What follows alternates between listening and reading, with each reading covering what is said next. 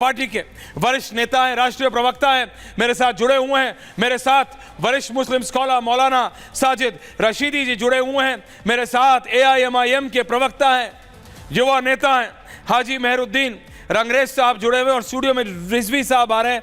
रशीदी जी और शहजाद जी, स्टार्ट कर रहा हूं आपसे। रशीदी जी प्लीज बताइए, अगर वक्फ बोर्ड सही है तो फिर सनातन बोर्ड भी ठीक है। रशीदी जी, शहजाद जी जवाब देंगे। ऐश्वर्या भाई जी दादा। सनातन बोर्ड बन जाए, हमें कोई एतराज नहीं है, किसी मुसलमान को कोई एतराज नहीं है। क्यों एतराज करेंगे हम भाई? बनाए सनातन बोर्ड, बनाए सिख बोर्ड, बनाए ईसाई बोर्ड, बनाए बुद्धिस्ट बोर्ड, बनाए जैनी बोर्ड, बनाए पारसी बोर्ड, सब बनाए, हमें क्या एतराज है भाई?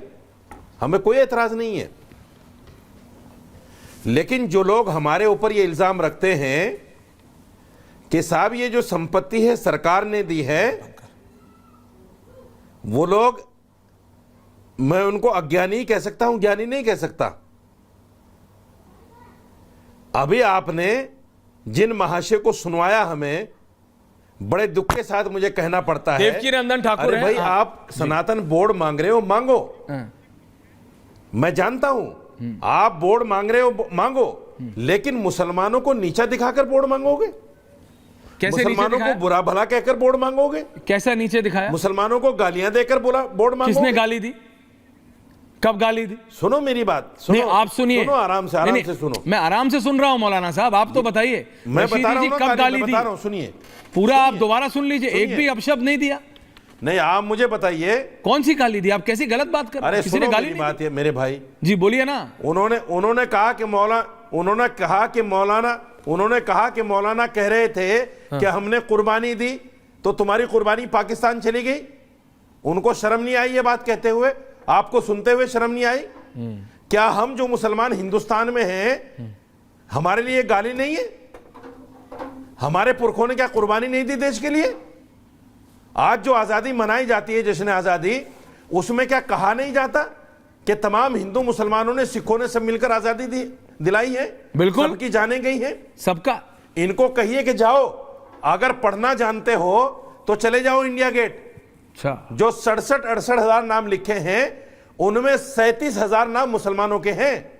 जाओ पढ़ लो, अगर नहीं जानते तो, पढ़ना जानते हो तो पढ़ लो जाके। और जो लोग अज्ञानी हैं, अगर पढ़ना नहीं जानते, वो इस तरह का तर्क देते हैं कि पाकिस्तान चली गई कुर्बानी किसी के ऐसे जा सकती है क्या? ऐसे जा सकती है? तो फिर वो लोग जो अंग्रेजों के साथ थे, माफी मांग रहे थे, और उन्होंने अपने आप को जेल से आजाद ये कहकर कराया कि जब तक जिंदा रहेंगे हम तुम्हारे खिलाफ नहीं लड़ेंगे, वो इस देश में क्या कर रहे हैं? वो इस देश में क्या कर रहे हैं जिन्होंने 52 साल झंडा नहीं फहराया? वो इस देश में क्या कर रहे हैं? प्रणाम। उनको निकालो इस देश से, अलग करो इस देश से उनको। उनका क्या योगदान है फिर देश के अंदर? ओके, रशीदी जी आपने पॉइंट बोला, मैं सिर्फ इतना, शहजाद जवाब दे रहे हैं आपको, बस इतना पूछ रहा हूं। बट अगर आपको कोई दिक्कत नहीं थी सनातन बोर्ड से, तो फिर पूछिएगा, मुझसे नहीं लेकिन ओवैसी साहब से जरूर, कि क्यों उन्होंने तिरुपति टेंपल ट्रस्ट बोर्ड में सिर्फ हिंदू मेंबर्स होने का ऑब्जेक्शन किया था। कभी पूछिएगा आप उनसे। हालांकि शहजाद आपको पहले जवाब दे रहे हैं। Thank you very much, please wait. Shahzad जवाब दे रहे हैं आपको। जी शहजाद।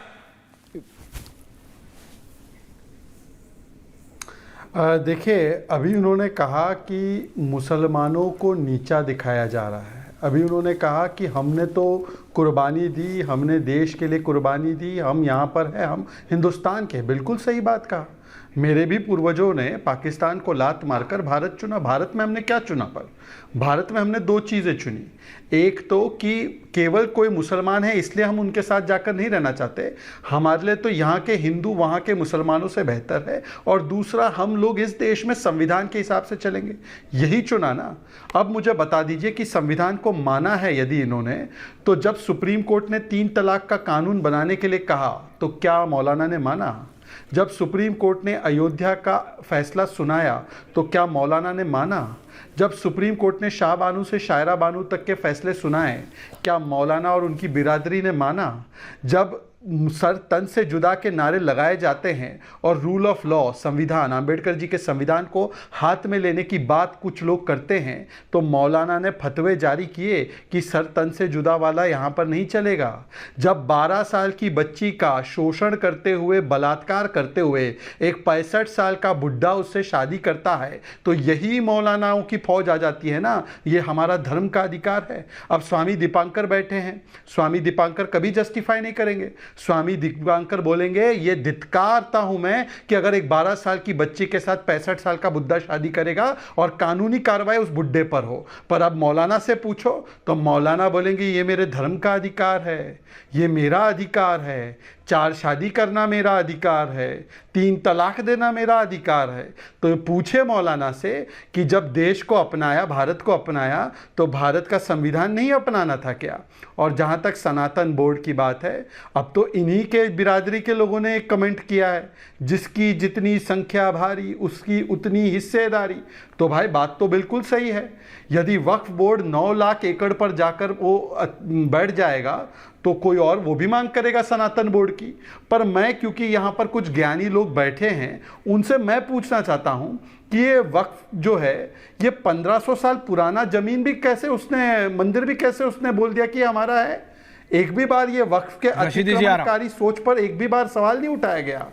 इतने वर्षों तक, अरे सुन लीजिए, इतने वर्षों तक जब इतना असीमित ताकत एक संस्थान को दिया गया, तो संविधान करने वाली ये जो जमात है, इसने एक भी बार नहीं बोला कि ये गलत है।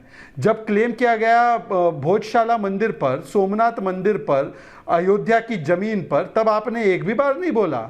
छत्तीसगढ़ की तहसील ऑफिस पर एक भी बार नहीं बोला। सूरत के म्युनिसिपल हेडक्वार्टर पर एक भी बार नहीं बोला। अब तो पार्लियामेंट पर भी क्लेम, और विजयपुरा के किसानों की जमीन तक को हथियाने के लिए बैठे हुए हैं। तो इसीलिए मुझे लगता है कि टीवी पर आकर चिपड़ी चुपड़ी बातें करना और असलियत में कौन सा चेहरा लगाकर ला जाते हैं लोग, ये बहुत स्पष्ट है। यहाँ पर जो सनातन बोर्ड की वकालत कर रहे हैं, उनसे 2 सवाल पूछ लीजिए। ये सनातन के एलिमिनेशन के लिए जब बयान आया तो कितने फतवे जारी किए? हालांकि वो पॉलिटिकल बयान था, पर हिट स्पीच के खिलाफ आप लोग रोज सुबह शाम बोलते हैं ना, अलापते हैं ना। तो सनातन एलिमिनेशन, राम मंदिर नाच गाना है, राम मंदिर बेकार है, आपने एक भी बार बोला कि ये बयान गलत है और इनके ऊपर FIR होनी चाहिए? ओके, एवरीवन ऑन है। रशीदी जी क्विक काउंटर, उसके बाद मैं स्वामी दीपांकर के पास जा रहा हूं, क्योंकि कुछ सवाल है मेरे स्वामी दीपांकर। स्वामी जी, जो आप यात्रा निकाल रहे हैं वो हिंदुओं को जोड़ने की है। यहां बात हो रहा है एक और बोर्ड की, यहां बात हो रही है वक्फ बोर्ड के पास 9.5 लाख एकड़ जमीन है, तो क्या एक सनातन बोर्ड भी होना चाहिए, हाँ या ना? लेकिन क्विक काउंटर रशीदी जी, और फिर आ रहा हूं रिजवी जी आपके पास। थोड़ा आपको गुस्सा तो नहीं आ रहा ना? जूता चप्पल मत आप निकाला करिए इतना, फीते वाला पहन के आए नहीं, देखिए फीते वाला पहना कीजिए आप। बोलिए रशीदी जी। देखिए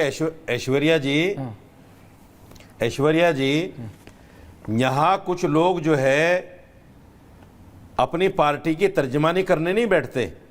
फिर क्या करने बैठते हैं? मुसलमानों को नीचा दिखाने के लिए, मुसलमानों को बुरा बताने के लिए और मुसलमानों को सबसे कमतर जताने के लिए बैठते हैं। और बदकिस्मती ये है कि उनके नाम भी मुसलमान हैं। ये हमारी बदकिस्मती है। बहरहाल मैं उस पर नहीं जाना चाहता। मैं इस पर आना चाहता हूं कि ये मेरे पास एक लिस्ट है। क्या लिस्ट है? 1970 का गजट है ये। हाँ, 1970 के गजट में दिल्ली के अंदर ये 250 बीघा जमीन, ये जो ईमानदार बने बैठे हैं ना बीजेपी के लोग, ये ईमानदार पहले ये हमारी जमीन वापस कर दें और ये वक्फ बोर्ड जो है सरकारी हाथों से निकाल दें। क्यों सरकार कब्जा करे बैठी है वक्फ बोर्ड पर? गुरुद्वारा प्रबंधक कमेटी की तरह सरकार इसे हमें क्यों नहीं दे देती मुसलमानों को? अरे कब्जा तो तुम करे बैठे हो जमीनों पर। तुम्हारा चेयरमैन बनता है, तुम्हारा मेंबर बनता है, तुम्हारा CEO होता है, तुम्हारा एडमिनिस्ट्रेटर होता है, और कहते हो मुसलमानों ने कब्जा कर लिया।